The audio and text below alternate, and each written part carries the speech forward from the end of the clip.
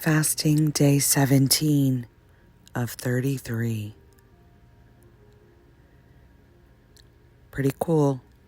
Pretty cool to be navigating along this experience and knowing that it's taking me in the flow of life. And as I ponder today a bit about this, something that's been arising quite a bit lately with all the interviews and such is looking a little bit more deeply at my soul review. You see, when I died in 2008, it was at my own hand. And so for many, that's a challenge to even conceptualize. This whole thing we call suicide is something just people don't want to talk about. It's uncomfortable. And many have conceptions about what happens to people who commit suicide. They go to purgatory or hell. They're not gifted the same affordability of what we call heaven. That they're somehow cast away, or there's a lot of fear about death and dying in general, but the concept of doing it to yourself is just a whole nother level. Yet my expression of that was so beautiful. And I don't say that to encourage anyone to do anything. I recognize that each of us has a soul plan, and this was a part of mine. So I share it from that space, not as an encouragement to others.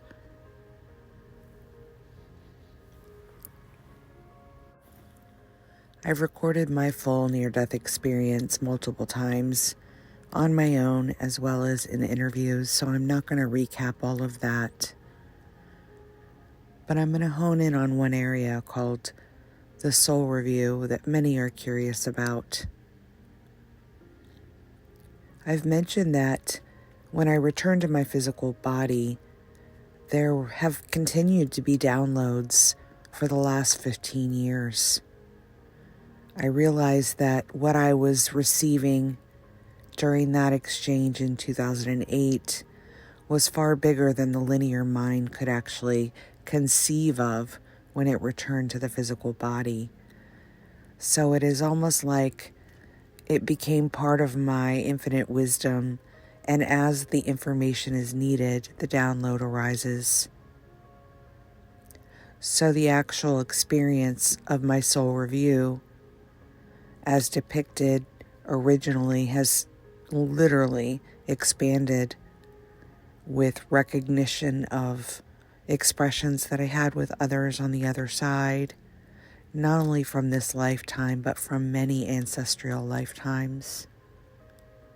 But the common theme in all of them was that the soul review was not an opportunity to be judge, jury, and the overseer of whatever the jurisdiction is.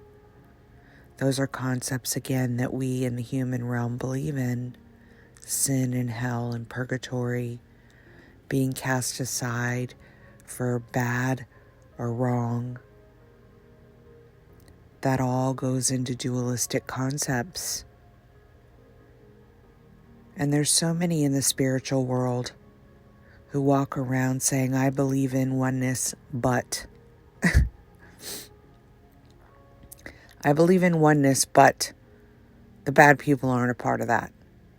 And I believe in oneness, but this really good guy over here, he gets to go further up. And I believe in oneness, but I believe in a hierarchy as well. And I've even heard other people who have had near-death experiences say that there's different levels of heaven, but that was not my experience at all. I can only speak to mine.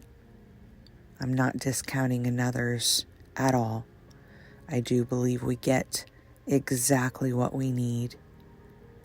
Again, it's all part of the soul plan, so how could it not be what it is? In my review, each experience that I had for my 38 years came in this magnificent 365-degree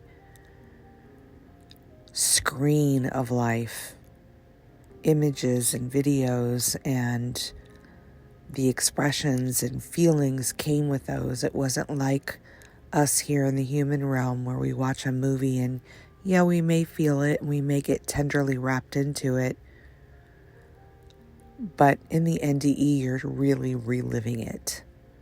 Every feeling and expression with the other that you've had that engagement with, or the life experience that you were going through.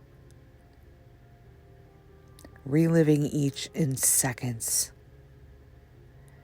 And ultimately what I noticed was at the end of each, it was just like a high five with whomever I had the experience with. We did that. And a celebration that the expression of it took place just as it was intended to do. Now, this, again, is hard for many to wrap their heads around, especially when I get to the part where I talk about seeing my maternal grandfather for the first time since his passing. And he was the one that molested me when I was 3 years old. And that experience and exchange was equally as loving, equally as kind, and equally as celebratory as all the others. It was not treated uniquely. It wasn't set aside like, oh boy, here's a big one, or oh goodness, this one's going to be heavy. Nothing like what we have in this human experience. So I again point to this, and to me it's more important than anything else I've said thus far.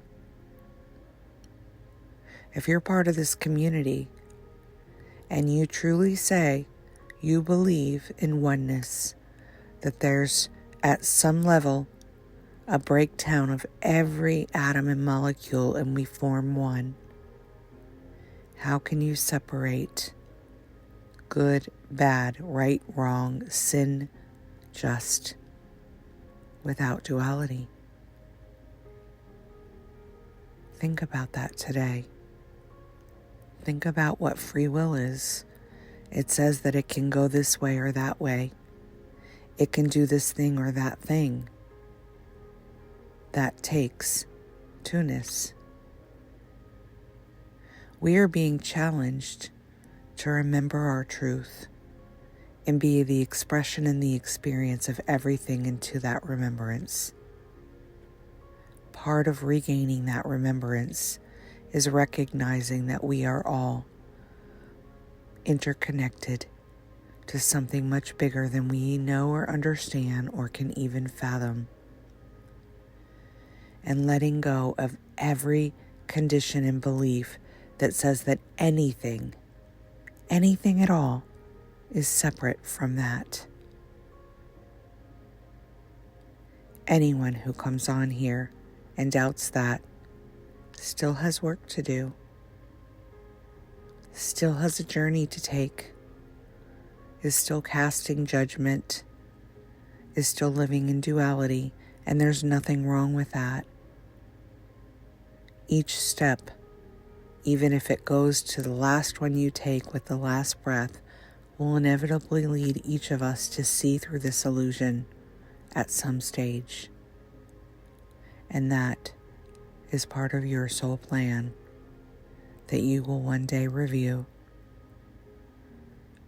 when you return to the allness of what we are, which is far beyond this physical vessel and all of the senses it seems to deem as right, true, and the only ones.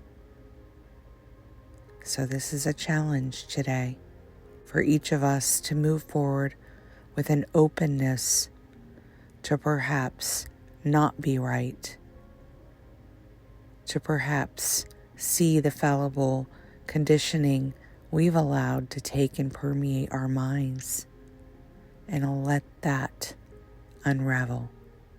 It will. All it needs is your awareness to say, I cannot know everything. I surrender that to see the bigger picture, and then wait for the magic to begin. Much love. Until next time.